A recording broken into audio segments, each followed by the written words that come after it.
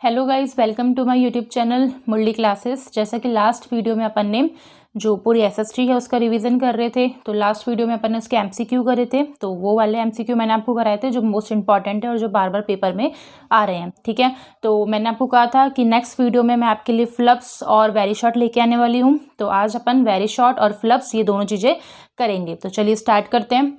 अब first question आपके exam paper में जो आएगा वो एमसीक्यू का आएगा, जिसमें आपके 12 पॉइंट होंगे। ठीक है, तो अपन ने 50 मोस्ट इंपॉर्टेंट एमसीक्यू क्लियर कर लिए थे। अब नेक्स्ट जो सेकंड क्वेश्चन आपका आएगा वो फिलिप्स का आएगा। ठीक है, तो चलिए देखते हैं फिलिप्स। अब इसमें है गैट की स्थापना सन डैश में हुई। ठीक है, तो इसका आंसर क्या होगा, कई बच्चों को आ चुका होगा। इसका आंसर है 1974। ठीक है, अब इंग्लिश में ये कैसे आएगा, GATT was establishment in dash, कब स्थापित हुआ था गैट। ठीक है, तो वही सेम आंसर है 1974 में।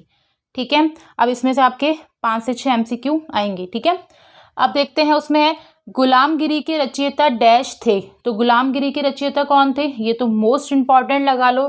ठीक है, तो गुलामगिरी के रचयिता थे ज्योतिबा फुले। ज्योतिबा फुले, क्लियर। अब इंग्लिश में क्वेश्चन कैसे आएगा, dash was the author of the book गुलामगिरी। ठीक है, ऐसे ही एक और बुक है डायमंड सूत्रा। ठीक है, प्रिंट वाला जो आपका चैप्टर है हिस्ट्री का, चैप्टर नंबर 5, वहां से भी आ सकता है। ठीक है, तो गुलामगिरी के जो ऑथर थे वो कौन थे, ज्योतिबा फुले। ठीक है, शॉर्ट में लिख रही हूं मैं।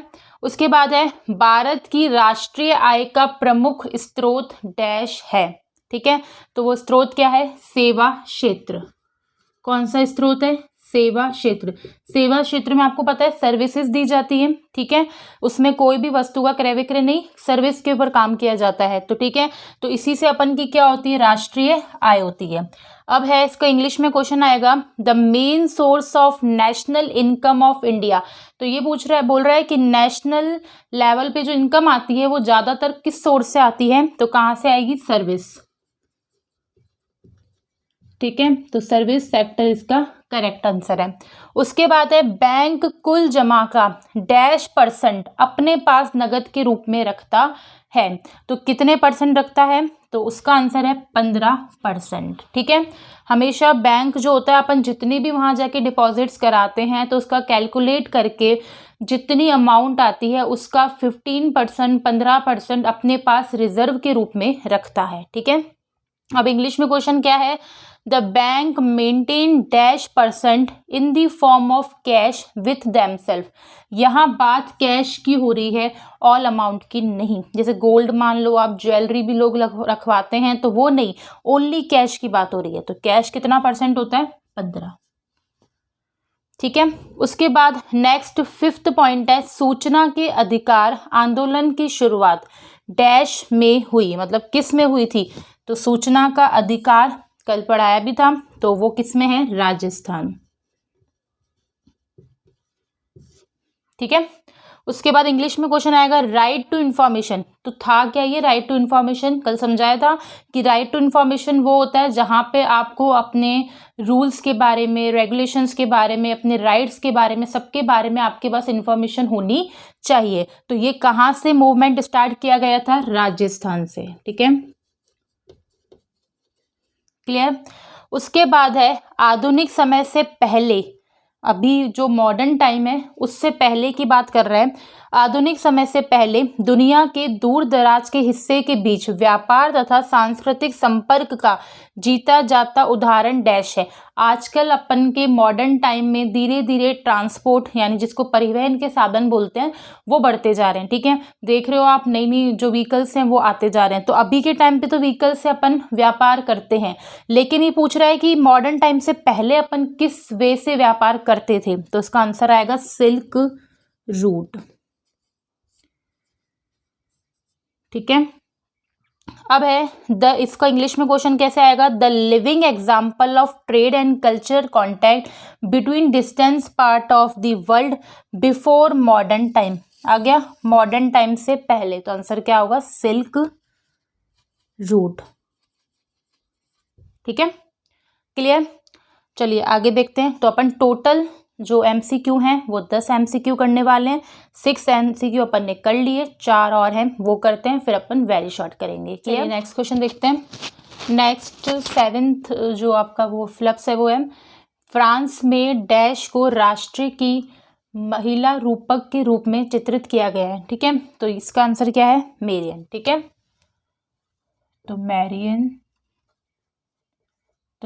एक ऐसी महिला थी जिसको किसके रूप में चित्रित किया गया है? राष्ट्र की महिला रूपक के रूप में। अब इसका इंग्लिश में क्वेश्चन कैसे आएगा? In France dash was the portrayed as the female allegory of the nation. तो मैरियन। ठीक है, उसके बाद है डैश में कर्मचारियों को रोजगार सुरक्षा मिलती है। रोजगार सुरक्षा क्या होती है कि मतलब ऐसा कोई सेक्टर, ऐसा कोई क्षेत्र जहाँ पे रोजगार की सुरक्षा हो। मतलब आपका अगर कुछ भी नई मशीनरी लगा देते हो या अपना बिजनेस, अपनी जो फर्म है उसको बड़ा कर देते हो, तो भी आपका रोजगार आपसे नहीं छिनेगा। तो ये कहाँ पे ये सुविधा होती है, कहाँ पे ये सुरक्षा मिलती है? तो ये है संगठित क्षेत्र में। तो इसका आंसर है संगठित क्षेत्र में। ठीक है, इंग्लिश में इसका क्वेश्चन आएगा, most of the worker in the dash sector get employed security. Employed मतलब वही रोजगार की सुरक्षा कौन से सेक्टर में मिलती है? ऑर्गेनाइज्ड। इसको इंग्लिश में क्या बोलते हैं? ऑर्गेनाइज्ड। ठीक है, उसके बाद है संसाधन डैश क्रियाओं का परिणाम है। तो संसाधन किस क्रियाओं का परिणाम है? अब संसाधन आए कहाँ से? अपन के पास खुद से, अपन से ही। ह्यूमन ने ही उसको कहीं ना कहीं से लेकर आए हैं। ठीक है, और उसका अपन यूज भी अपन ही करते हैं। तो किसका परिणाम है ये? मानवीय क्रियाओं का। ठीक है, तो इसका इंग्लिश में क्वेश्चन है, resources are the result of dash action. तो ह्यूमन एक्शन। क्लियर। लास्ट आपका फिलअप है, आयात करने पर। ठीक है, सरकार द्वारा, आयात मतलब खरीदा, सरकार द्वारा लगाए गए प्रतिबंध का उदाहरण डैश है। तो इसका उदाहरण क्या है? आयात अवरोधक। क्या आंसर होगा इसका? आयात अवरोधक। इंग्लिश में है, tax on import trade is an example of. आयात को कोई क्या बोलते हैं? ट्रेड। यहां से देख लेना, ट्रेड है तो ट्रेड बैरियर मतलब रुकावट। ठीक है, क्लियर। तो आई होप आपको MCQ भी अच्छे से क्लियर हो गए थे जो प्रीवियस क्लास में अपने करे थे। उसके बाद अब सेकंड क्वेश्चन में जो फिलअप्स हैं वो भी अच्छे से आपको क्लियर हो गए होंगे, आधे से ज़्यादा आपको याद भी हो गए होंगे।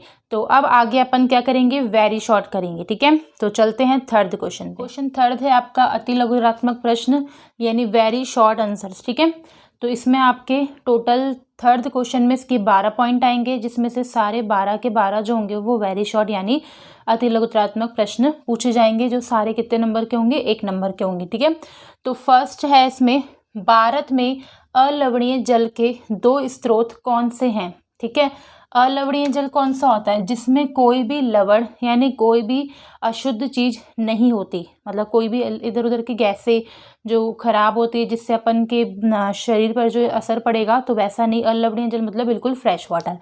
तो वो कौन से हैं? सतही अपवाह, ये एक स्रोत है, और दूसरा बॉम्ब जल स्रोत मतलब भूमि से निकला हुआ जल। उसके बाद इसका इंग्लिश में कैसे आएगा? What are the 2 sources of fresh water in India? Only India के अंदर का पूछ रहा है ये। ठीक है, तो फर्स्ट सोर्स क्या है? ग्राउंड वाटर रिसोर्स जिसको बॉम्ब जल स्रोत बोलते हैं, और दूसरा सरफेस रन ऑफ। ठीक है, उसके बाद है सेकंड क्वेश्चन, भारत की 2 पेय फसलों के नाम। अब इसको कैसे याद करेंगे? पेय मतलब समझ लो पीना। ठीक है, तो आप क्या क्या पी सकते हो? चाय कॉफी। तो ठीक है, तो इसकी जो फसल है वो क्या है? चाय और कॉफी। अब कई बच्चे बोलेंगे जूस भी पीते हैं, तो वो जूस इसका आंसर नहीं होगा। ठीक है, चाय और कॉफी इसका आंसर है। अब है इंग्लिश में क्वेश्चन है, right 2 names of plantation crop. ठीक है, तो प्लांटेशन क्रॉप वो मैंने जो कल समझाई थी आपको, कल भी क्वेश्चन आया था MCQ में प्लांटेशन क्रॉप का। तो इसका सही आंसर क्या है? T and coffee. ठीक है, तो ऐसे 1 वर्ड टाइप या किसी पर्टिकुलर एक पर्सन का नेम आ जाएगा, या कुछ क्रॉप्स के नेम पूछ लेगा, कुछ फसल के नाम पूछ लेगा, या फिर कोई सन पूछ लेगा, कोई डेट पूछ लेगा। इतने छोटे वे में ही आएंगे, इतने ज़्यादा बड़ा नहीं आएगा, ठीक है। उसके बाद थर्ड है, इंग्लैंड में कारखाने का उदय कब हुआ, मतलब कारखाने कब स्टार्ट हुए थे वहाँ पर, ये बताना है। तो कब हुए थे, 1730 में, ठीक है। इंग्लिश में है, when did the factory rise in England, England में फैक्ट्री राइज कब से हुई है, तो 1730 से, ठीक है। उसके बाद है, प्रति व्यक्ति आय, ठीक है। प्रति व्यक्ति आय ज्ञात करने का सूत्र, प्रति व्यक्ति आय का मतलब क्या होता है, पर व्यक्ति ने कितनी इनकम कमाई है, वो प्रति व्यक्ति आय होती है, ठीक है।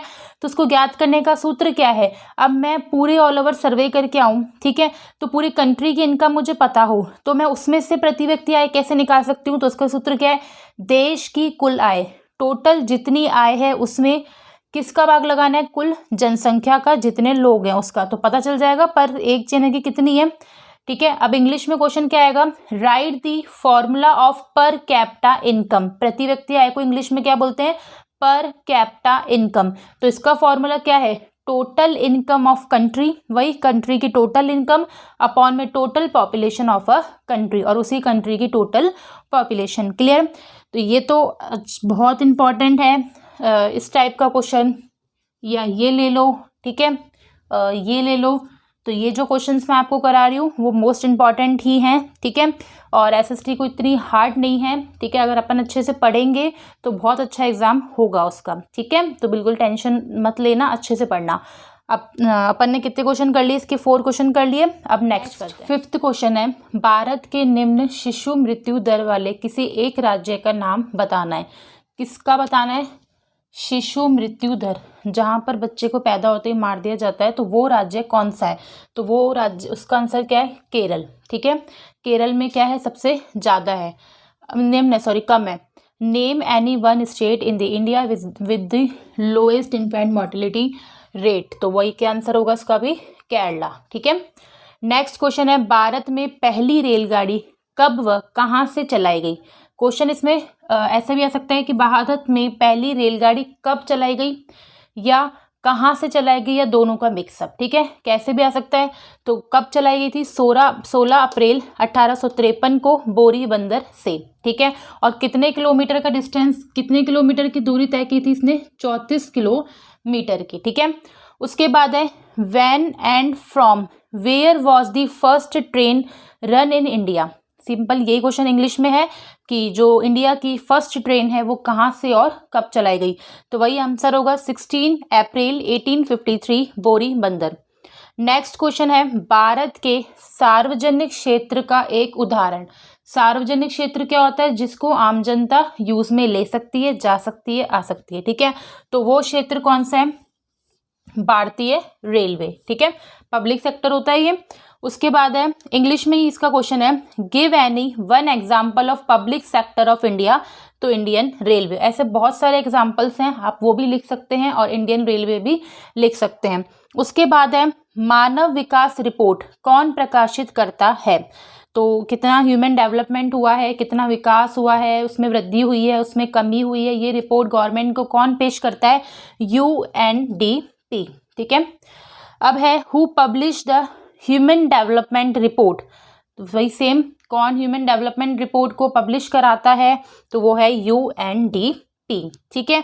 तो अपन ने कितने क्वेश्चन कर लिए इसके, 8 क्वेश्चन कर लिए, मैं टोटल आपको 12 कराऊंगी। तो नेक्स्ट 4 क्वेश्चन और रिमेनिंग रहते हैं, अब वो करते हैं, ठीक है। नेक्स्ट क्वेश्चन देखते हैं।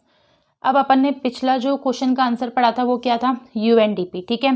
ह्यूमन डेवलपमेंट रिपोर्ट कौन पब्लिश करता है, UNDP। अब ये क्वेश्चन भी बन सकता है कि UNDP का फुल फॉर्म बता दो, ठीक है। तो नेक्स्ट क्वेश्चन है, UNDP का पूरा नाम लिखो, तो क्या है, संयुक्त राष्ट्र विकास कार्यक्रम, ठीक है। अपन ने देखा था ना, ये मानव विकास पे रिपोर्ट देता है, तो इसका आंसर क्या होगा, संयुक्त राष्ट्र विकास कार्यक्रम। उसके बाद इंग्लिश में क्या आएगा, right full form of UNDP, तो क्या फुल फॉर्म है इसकी, यूनाइटेड नेशन डेवलपमेंट प्रोग्राम, ठीक है। उसके बाद है, नेक्स्ट 10th क्वेश्चन है, असेंबली लाइन की पद्धति किसके द्वारा अपनाई गई थी, तो किसके द्वारा अपनाई गई थी, हेनरी फोर्ड द्वारा। क्लियर। इंग्लिश में आए तो who invented the assembly line method, तो हेनरी फोर्ड। क्लियर। आपके जो पेपर में है थर्ड जो क्वेश्चन मैं आपको बता रही थी वेरी शॉर्ट का, जो छोटे क्वेश्चन हैं 12 आएंगे, तो वही 12 अपन ने पूरे किए हैं, ठीक है। उसके बाद है नेक्स्ट क्वेश्चन, बाप इंजन का पेटेंट किसके व कब किया, किसने किया या कब किया। इस पेटेंट वर्ड की जगह आविष्कार भी आ सकता है, ठीक है। तो आंसर क्या होगा, जेम्स वॉट सन 1781, ठीक है। अब इंग्लिश में आए तो who painted his steam engine and when, वही सेम स्टीम इंजन, उसका आविष्कार बोल लो, डेवलपमेंट बोल लो, इन्वेंट बोल लो, ठीक है, किसने किया था, जेम्स वॉट ने। कब, 1781 में, ठीक है। शुष्क क्षेत्रों में किस प्रकार की फसलें उगाई जाती है, ठीक है। जो ड्राई एरियाज होते हैं वहां पे कौन सी फसल उगती है, तो आंसर होगा रागी। उसके अलावा कोई आंसर नहीं है इसका, ठीक है। अपनी मर्जी से कोई भी रबी खरीफ मत डाल देना, शुष्क क्षेत्रों में रागी फसल ही उगाई जाती है। उसके बाद है इंग्लिश में, which type of crop is grown is dry area, तो सेम आंसर क्या होगा, रागी, ठीक है। तो अपन ने question first, question second and question third, जिसमें से क्वेश्चन फर्स्ट अपन का एमसीक्यू का था, क्वेश्चन सेकंड अपन ने फिलअप्स किए थे, क्वेश्चन थर्ड अपन ने वेरी शॉर्ट यानी अति लघुत्तरात्मक प्रश्न किए हैं। अब नेक्स्ट वीडियो में अपन वेरी शॉर्ट करेंगे, ठीक है। मैं पूरी कोशिश करूंगी कि मैं वही क्वेश्चंस आपको कराऊं जो ज़्यादा इंपॉर्टेंट है, ठीक है। क्योंकि एसएसटी की जो बुक है वो आपको पता है 4 बुक्स हैं और इतना सारा मटेरियल है कि बच्चे कंफ्यूज हो रहे हैं कि पढ़ना कहाँ से, कितना पढ़ना है, अदर इंपॉर्टेंट पढ़ें, टेक्सचुअल पढ़ें, कितना पढ़ें, ठीक है। तो इसीलिए मैं पूरी ट्राई करूँगी कि वही चीज़ मैं कराऊँ जो पेपर में आपके लिए यूज़फुल होगी, ठीक है। Thank you.